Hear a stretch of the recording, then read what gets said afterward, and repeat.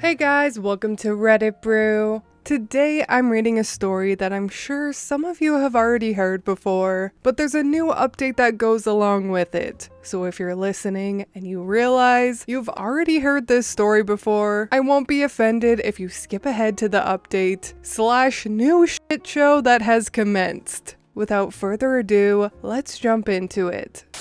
Entitled Grandparents' Horrible Life Revealed During Custody Battle. My husband and I met almost 11 years ago. At that time, he had not known where his only son was and had not seen him for 2 years. Before the disappearance, my husband had been involved in his son's life daily, took him to daycare, and even his son's mom to work. That is, until her boyfriend was arrested and transferred to another state for charges he had there. My husband sold his motorcycle to help her pay bills, but instead of using the money for bills, she packed up and took off to bail her boyfriend out of jail and live in the state he was transported to. He tried for months, talking to her parents to find out information of her whereabouts, but they claimed they didn't know anything. Him and I married right before his deployment, and I decided to start a search, hoping he would be allowed contact with his son before deploying. I was able to find her and discovered she was back in our state and had abandoned her and my husband's child with her parents. She decided to allow my husband visitation, but only if we paid for son's birthday at Chuck E. Cheese. So obviously, we did this gladly. My husband remained in contact daily until his deployment overseas. After deployment, my husband continued to try calling, but they wouldn't answer, and eventually changed their number again. We'd find out later that they were lying and telling son that his daddy didn't want anything to do with him. I continued to monitor her social media and look through records, and discovered that she had several charges in different counties and was on the run. So as soon as my husband returned stateside, we filed for custody. We also discovered that she had abandoned her infant with her brother in another state. So we called CPS. Her parents refused to take this child. They only wanted the child she had with my husband because he was paying child support. Through this process, I had been angry at my husband because he never fought for his rights. But what I learned, and what most men feel, is that he believed he had no rights. He figured he and his family would have to pay support in order to have any type of visitation,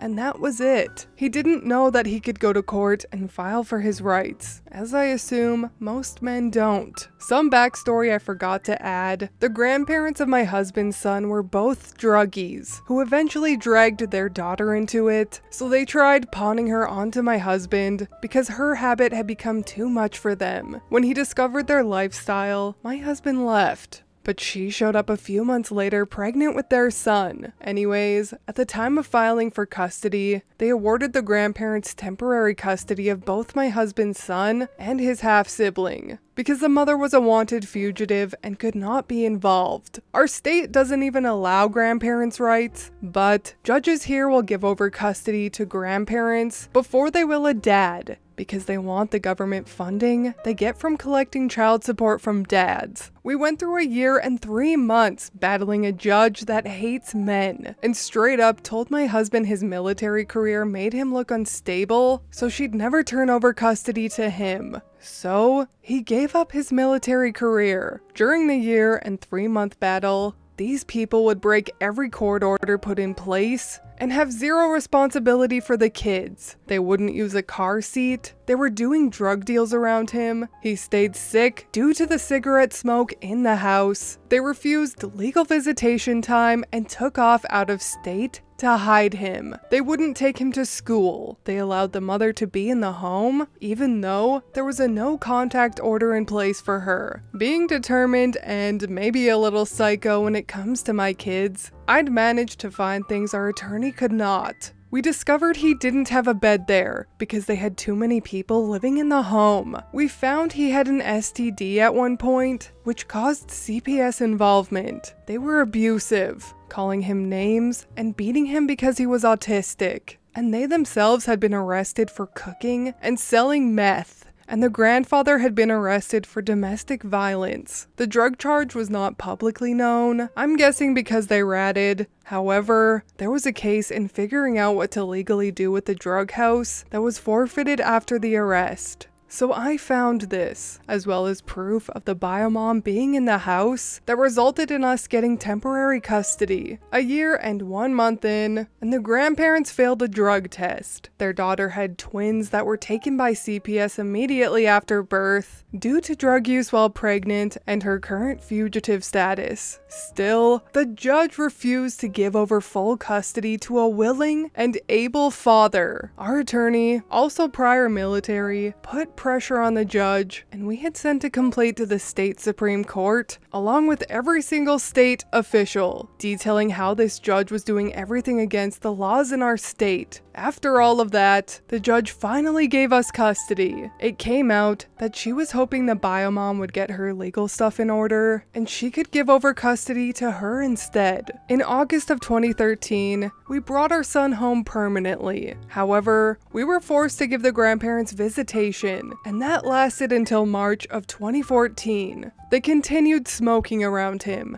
making him so sick, he wound up on multiple medications. They took him to do drug deals, which he told his counselor about. They also told him he wasn't my husband's son, and that they were going to get custody back, resulting in nightmares. They'd also been telling him my husband never loved him or wanted him, which took weeks in counseling and pictures proving otherwise. They put this boy through hell. His teeth were rotted out of his head. He spent his life in front of a TV with cartoons and video games. He only ate fast food and was too weak to pedal a bicycle. He watched his mother get beat, then she'd disappear for hours to go do drugs, leaving him at 3 years old to care for an infant, and used him for child support. These horrible people have not been a part of his life since then. Biomom has done a stint in prison and is once again running from new charges and her probation. He will be 14 this year, and he's very needy with me because I make him feel loved and safe. This child is one of the biggest blessings I've ever had. He is so thoughtful and kind and tries to take care of me. His father is scared to let him go anywhere away from us because of the trauma. I've never met more horrible people in my life, nor have I ever imagined how resilient a kid would be after going through this. He is so very smart, special, and a gift I thank God for daily. We've spent years now fighting for fathers' rights across the country and have been part of some law changes in our state. We have to inform men of their rights. We have to give them the resources, because children deserve both parents. It's disgusting how much it costs them in legal fees just to be a parent, and maybe one day it won't be necessary. We will never stop fighting for fathers going through this. If you know one, check on them. Hook them up with groups that can help give information and encouragement. Courts are not fair, and men feel the loss of their children the same as a mother. They are hurting and grieving daily for a child that is still alive. They are losing hope and giving up.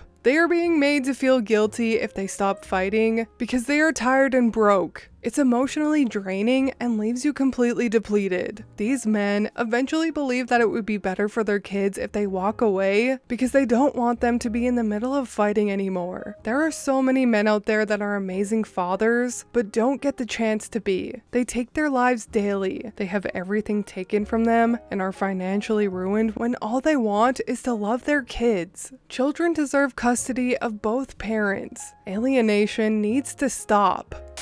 Dumpster fire biomom thinks she's getting joint custody. So this is a little bit of an add-on from a previous story I posted nearly a year ago that details our custody battle for our youngest son. Full disclosure, I'm legal stepmom, but have been the only mom he's ever really had. Son was hid from hubby until biomother abandoned him with her parents. We filed for custody when hubby returned home from overseas. A year and 3-month battle in court with grandparents and a man-hating judge before being given custody. Both biomother and grandparents are addicts with mile-long criminal records, and biomother was a wanted fugitive who abandoned 2 kids and lost rights to 2 others from the state because she only did drugs twice while pregnant. So our son is 14, remembers the abuse and neglect, and refuses to have anything to do with that family. He was left alone at 3 to care for an infant so she could go do drugs. Biomom served less than a year on what should have been a 20-year sentence, with charges such as making and distribution of a controlled substance, check fraud, possession of a stolen vehicle, fraudulent prescriptions, and several different counts of possession of a controlled substance. 3 months after her release, she was rearrested for possession, but snitched, so she went free. It's been 7 years of no contact, and out of the blue, she contacted me to tell me she's wanting joint custody and is taking us to court. She claims she turned her life over to God 4 years ago. The naked pics on her Insta say otherwise. She claims that she's clean and on the right path. Yet, she has been arrested 3 times in less than a year, all for fraud and scamming people. She currently has 2 cases that are considered bench warrants, so she can't file for any rights. She's looking at 10+ years in federal prison. The kicker, when I told her that we know about her newest charges, she said, "Oh, that, haha, someone stole my identity and did this and that, so it'll be dropped." It was crazy. Y'all, we fought for years to undo the damage that was done to our son in their care, and she tried to use a threat of court to get us to voluntarily give her visitation, not knowing we keep updated on her criminal cases. Who in their right mind loses custody and rights to multiple children and thinks they can just pop up and request rights all willy-nilly? Are people really this entitled?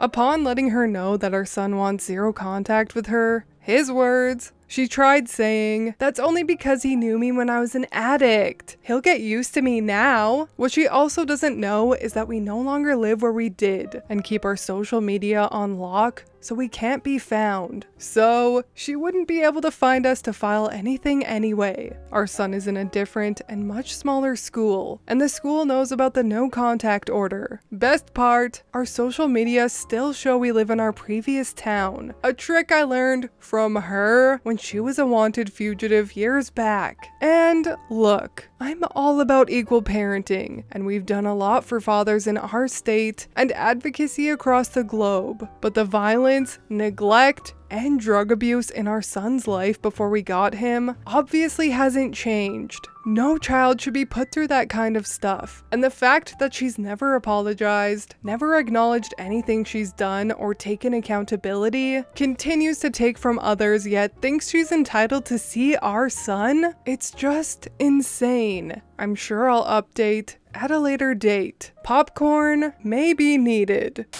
Wow, good for OP for swooping in there, helping get her husband's son out of that horrible situation, and standing up for father's rights. As a child that also grew up stuck in the middle of custody battles and got used for child support, this hit for me. In my situation though, my parents were never physically abusive, just greedy as fuck, and there was no parent better than the other. But thankfully, I got to grow up with my grandma, away from both of them. But it's true that judges always seem to favor one parent, and it always seems to be the wrong one. I don't know how CPS is now, but it was a complete joke back then, even only 11 years ago, so I completely believe this story. I can't help but wonder what happened to their son's half-siblings though, especially the infant that the son was taking care of at 3 years old. However, I did talk to this OP briefly, and she stated that she's quite active on these types of videos, and there are a lot of unanswered questions. So if you have any questions for OP in regards to this story, ask them in the comments, and she might possibly answer them if she wishes to do so. But anyways, that is all from me today. I hope you got some value out of that entitled people story, and please leave a like and subscribe. I truly appreciate when you do, and I will see you in the next Reddit story. Bye!